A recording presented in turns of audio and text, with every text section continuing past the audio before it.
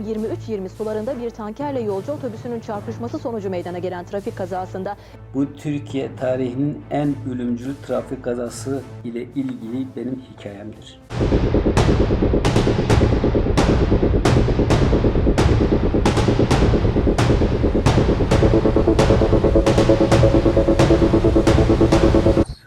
Tam burada 29 yıl önce ölüm eşiğine geldi.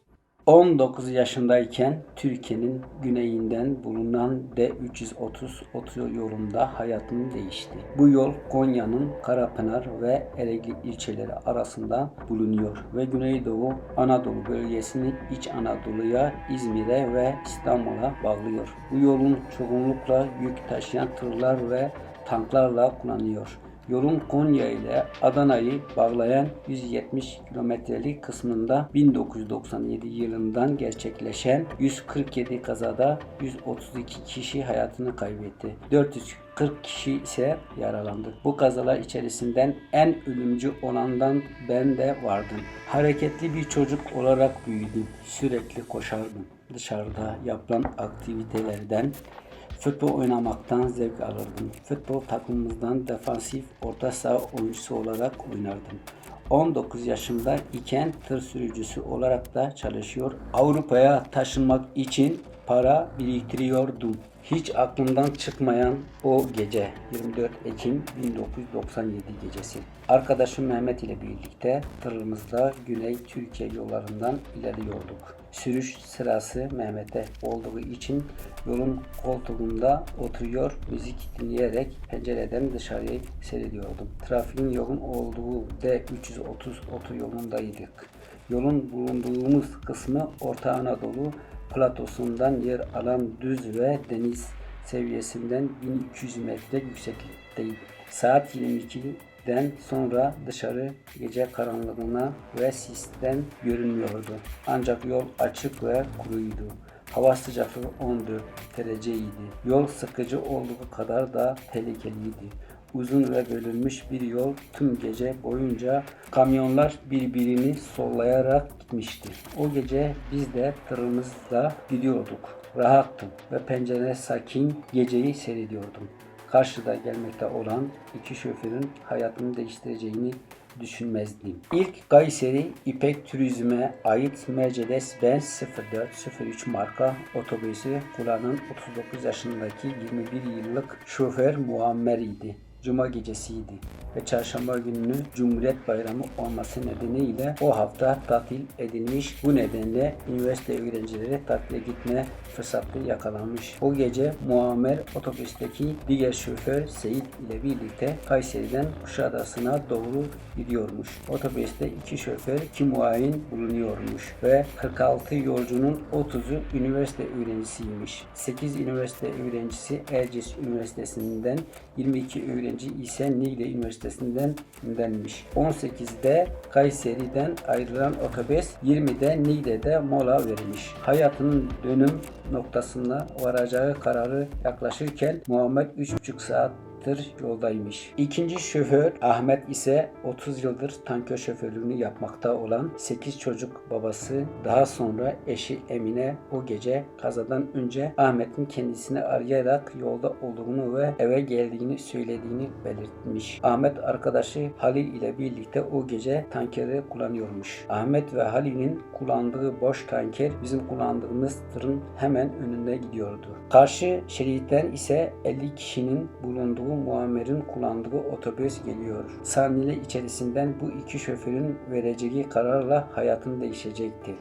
Ahmet yakıt almak için tankerin İzmir'den Güneydoğu Anadolu'ya götürüyormuş. Gece önümüzdeydi. Yol genişliği sadece 7 metre. Tanker şeridinden sola kayarak karşı şeride, böylece tankerin aynı şeritten otobüsün üzerine doğru ilerlemeye başladı. Otobüs şoförü Muammer üzerine gelen tankeri gördüğünde bir karar vermek zorundaydı. Kazadan kurtulduktan sonra Muammer olayı şöyle anlatıyor. Tamamen benim şeridimden geldiğine dikkatimi çekti. Frenlemeye. Selektör yaptım. Hiç oralı olmadı yani. Tamamen benim sağ şeridimden geliyor. Ağırlaştım. Daha hiç ayıkmadı, şeridine geçmedi. Bu arada 15-20 metre falan kaldı. Baktım tam kafa kafaya gideceğiz. Dedim bari ben onun şeridine geçeyim. Onun şeridine bir sol yaptığımı biliyorum. Ondan sonra kendimi yerde buldum. Aynı röportajında kaza anını şekilde anlatmış. Karşıda gelen araç bizim şeridimizdeydi. Otobüs şoförü selektör yaparak kornaya basarak aracı uyardı. Otobüs şoförünün yüksek sesle kurtulmamızın tek yolu karşı şerit geçmek dediğini duydum. Otobüse karşı şeride geçer geçmez tanker otobüsün sağ tarafına çarptı. Sonrasında patlamalar oldu ve her şey yanmaya başladı. Konya Emniyet Müdürlüğü'nün kaza raporuna göre tanker sürücüsü Ahmet şerit ihlali nedeniyle kazadan 1. derece sorumluydu. Aynı raporda otobüs şoförü Muammer'in de yorgun ve dikkatsiz araç kullandığı gerekçesiyle kazadan sorumlu olduğu görüşüne varıldı. Kazadan sonra olan yangın tankerde kaynaklı değilmiş. Otobüsün yakıt deposunun delinmesi neticesinden açığa çıkmış. Kaza araştırma raporuna göre tankerin ön tekerleğinin kazada kopan otobüs sileceğinin yakıt tankına çarpması ile otobüsün yakıt tankından 2 büyük yırtılma oluşmuş. Raporda ayrıca yolcu kompartmanı ile yakıt tankının ayıran tat plakanın kazada parçalanmasıyla yakıtın yolcu kompartmanının saçıldığı kıvılcım ya da sıcak yüzey tarafından saçılan yakıtın tutuşmasıyla kazaya karışan her iki araçta aniden yangın çıktığı yazıyordu. Alevlerin otobüsün arkasına doğru ilerlerken otobüste bulunan küçük gaz tüpünün patlamasına neden oldu. Çarpışmayı takiben 10 saniye içerisinden tüm otobüsün 60 saniye içerisinden ise tüm tankerin yanmaya başladığı belirtiliyordu. Çarpışma ile alev alan araçlar yoldan çıkarak kumlu arazide durmuşlardı. Kazadan sonra yolcuların alevler kaçabileceği kısa sürede yolcular otobüsün camlarını kırarak kaçmaya başaramamış. Koyu dumandan ve alevlerin tükettiği oksijenden dolayı boğularak hayatlarını kaybetmişlerdi. Otobüs şoförü Muammer kaza sonrası şöyle anlatıyor. Ondan sonra kendimi yerde buldum. Nasıl kurtuldunuz efendim? Otobüsten aşağıya mı atladınız? Ben otobüsün ön camından tam karşısına fırlamışım. Bir baktım otobüs alevler içinde yanıyor. Bir numarada benim arkamdaki oturan bayan yarı yanıyor, yarı çırpınıyor. Zaten oradan başka yere yaklaşamıyordu. Bir tane o bayanın elinden tutabildim, çektim, yenemedim de aşağı düştü. Herhalde o da burada zannedersem. Bir kişiyi öyle kurtarabildim.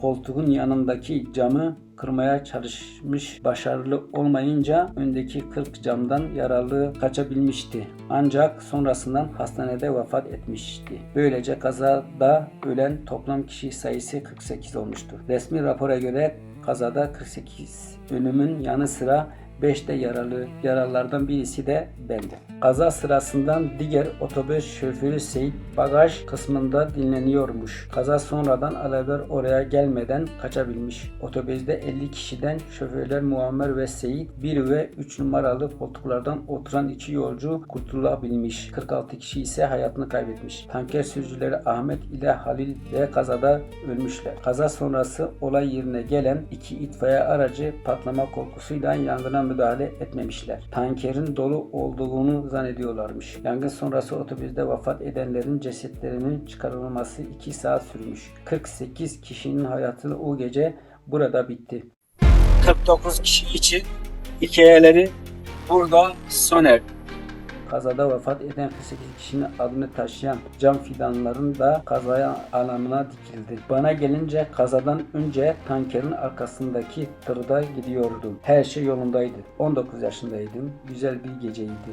Güzel bir müzik dinliyordum. Güzel hatıralar aklıma geliyordu. Camdan dışarıyı seyrediyordum. Aniden büyük bir sesle irkildim.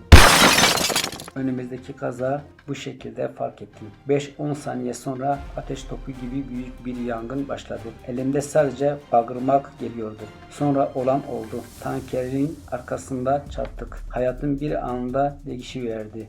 Saatte 90 km hızıyla gidiyorduk. Tankerin sola saptığını fark ettik. Ancak tankerin çarpışma ile aniden durması, sonrasında başlayan yangın, alevlerin sıçraması nedeniyle durmayarak sola savrulmuş, boynundan yaralanmış. Hastanede beni ziyarete geldiğinde boynunda ve kolunda kırıkları vardı. Kaza o kadar hızlı gerçekleşmişti ki kaza anından ne olduğunu tam olarak hatırlamıyorum. Hatırladığım tankerin arkasına çarpmamız ile ön camın kırıldığı ve benim camdan dışarı fırladığımı, birkaç metre havada uçtuktan sonra kuma üzerindeki taşın üzerine sırt üstü düştüm. Yol kenarına saçılmış şekilde taşlar vardı. Ancak kum üzerinde taş sadece orada vardı.